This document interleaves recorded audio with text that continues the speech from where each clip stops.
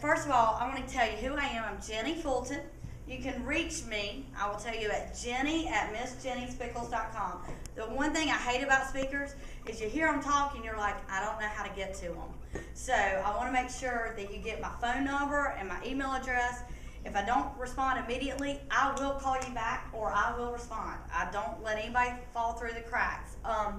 But before I tell you the pickle story, you kind of need to know who I am and what happened. Because without my childhood and the stockbroker industry that I was a part of for 16 years, I wouldn't be who I am today.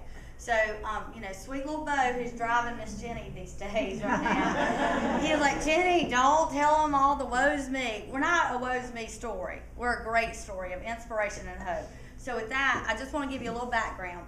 I am the middle child of 3 girls. My dad died at the age of 2. He was in the Army. My mother had 3 girls by the age of 21. So Mama, my grandmother, stepped in, and she basically raised all of us, but I went to live with her. And so Mama, believe it or not, knocked my teeth out at 2 years old. I fell back in the kitchen chair, and I didn't talk till I was 7. And I've heard all the jokes. You know, everybody's like, oh, you know, she doesn't know when to be quiet, because I talk all the time now. But my mom said, Jenny, you were just soaking it all in, because I really didn't talk till I was 7. I went to speech therapy, and finally I started talking. And now I haven't been quiet since. With that being said, I just wrote a couple notes, because we do have a long time together, and I want to give you as much as I can. But we grew up on free lunches. You know, I was in middle school, and I had to go through that line, and I had to say free. And some days I just wouldn't say free, so I didn't eat. We got kids today that do that. And so it's real important that it makes us who we are, but it also makes us very humble. Because I can't tell you how honored I am just to be with y'all today and to be able to tell my story.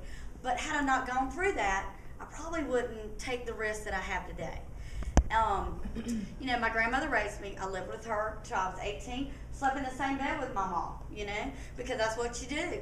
Mama taught me how to make pickles. She taught me how to raise a garden. I primed tobacco, because North Carolina back in the 80s and the late 70s was a tobacco state. Now we're more of a wine country because we're getting away from the tobacco. But I also drove a school bus in high school, which was ridiculous. I cannot believe they let 16-year-olds drive a bus. But I had the best job. I took my friends to school, and I got paid. And so it was a great job. I drove my sophomore year, my junior year, my senior year. And I have 2 daughters, Madison and Kennedy. I went the president's route. Madison's 15, Kennedy's 11. Never been on a school bus because I was a driver. Not going to let my kids ride on the bus. Before I get into the pickle business, I'll just give you a little bit of background. So I went to 1 year of college because I had a scholarship, but I was accepted at NC State in Appalachian, but we didn't have the means, the financial means for me to go to school. So I went to Winston-Salem State University for a year. Thank goodness, I know, I was very proud to be there. And I took economics and accounting, and thank goodness I did that, because then I went to work at First Union Bank back in '91. Well, in 1994, I got my Series 7. Anybody know what a Series 7 is? It's your stockbroker's license, okay? It's a 6-hour test. And the guy I was working for said, Jenny, you know, you've now come to the investment department. You got to get your license. And I didn't have a college degree. I'd only been there for a year, and I'd been working the whole time. And I said, well, what's the difference? Series 6 is a 2-hour test. Series 7 is a 6-hour test, which meant you could trade anything from mutual funds to options to bonds to individual stocks, anything I wanted to do. Series 6 was limited. And Dwayne said, you know, you probably ought to just take the 6. And I went, okay, I'll take that 7. And I passed that 7. So it was just like getting a college degree for me, because a lot of college kids couldn't pass that test. And at 24, I didn't know what I had. All I knew is I passed the test because somebody said I couldn't. Okay? All you have to do is tell me I can't do something, and I'm going to do it or die. If I believe in it. I got to believe in it. And so to this day, I thank Dwayne Davis, and I hug his neck, and he was like, I did not tell you no. I'm like, yeah, you did, but it worked. And he was like, well, I'm glad I could help. And so with that, I had a great career at First Union, and then I switched a couple times in the financial industry, but then we had 9/11. Everybody remember how scary that time was? I was just panicked. And so I needed to get in a brokerage firm to where I could really take care of my clients, because I managed $40 million. And, you know, that's unheard of being a young girl, you know. I still call myself young, but I'm 42, and I still think I'm a young little girl with an opinion. But what happened was I met Ashley, and we were together at Morgan Keegan for 5 years, and then we had the financial crisis. And what I like to say is Mount Olive started during the Great Depressions. Well, Miss Jenny started during the Great Recession. And we're going to be a company that's going to be around for a long time. Because when we started the company, Ashley got laid off in June of 2009. And I was on vacation, and I was devastated.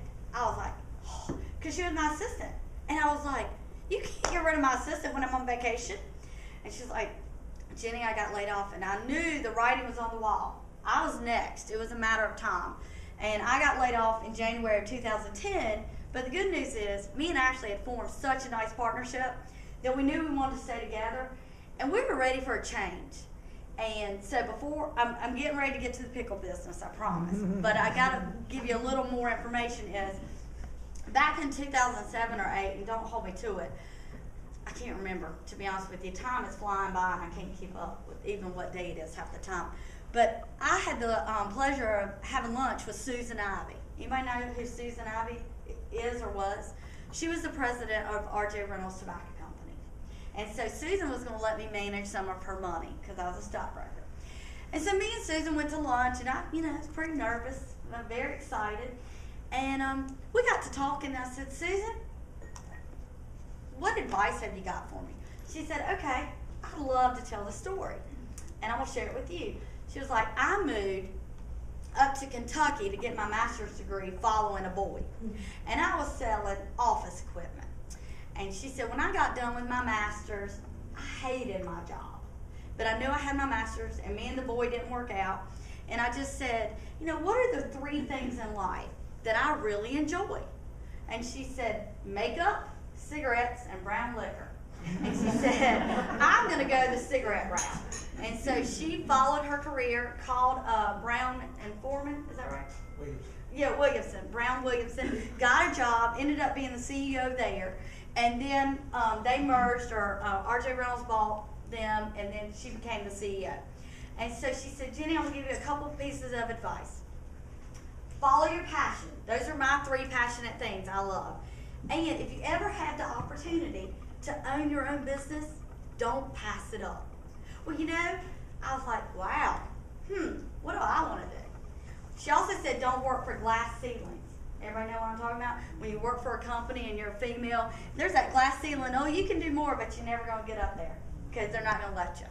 And so I took that to heart. In fact, I went back to my office and I wrote down exactly what she said. And I've told that story several times because it made a difference in my life.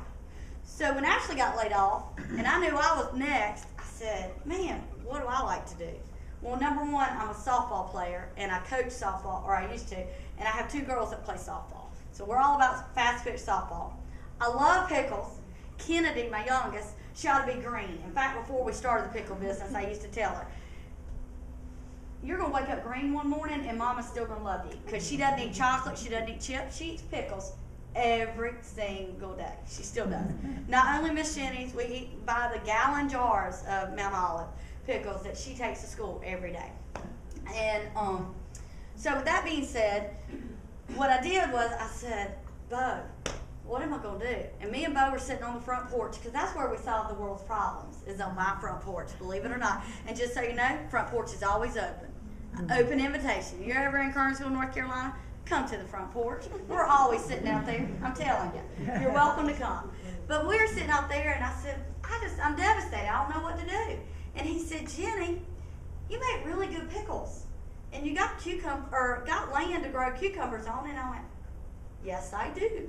Well, my Mama, used to make grape leaf pickles and salt pickles. So we were sitting on the front porch, and Bo said, nobody's ever made a salt and pepper pickle. But you got salt and pepper popcorn, you got salt and pepper potato chips, everything salt and pepper, but there was no salt and pepper pickle. Well, Mama made salt pickles. Well, how hard was it but just to add pepper, and now we got America's first salt and pepper pickle. And that's how we got started. And so me and Ashley were like, okay, what are we going to do? And so I was working full time. Ashley was laid off, and she was at home, and we were trying to figure out. And Ashley, she's a city girl. She's from Atlanta, Georgia. She went to private school. I went to public school. I worked in the garden. She'd never seen a garden. okay? And so it was like, we're gonna make pickles, Ashley. She was like, okay. So that's how we got started.